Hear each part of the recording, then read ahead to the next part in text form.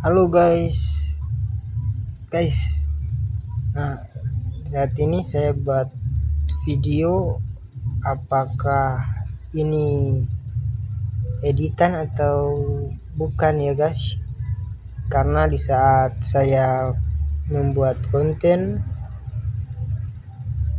ada keganjalan yang terjadi di video ini. Perhatikan di video terakhirnya ya guys.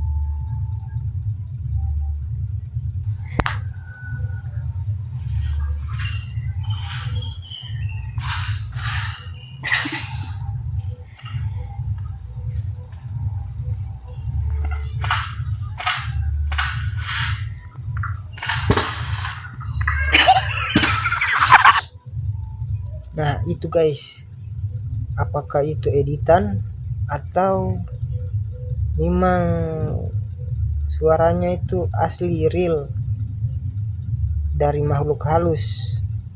Coba kalian balas di komen ya.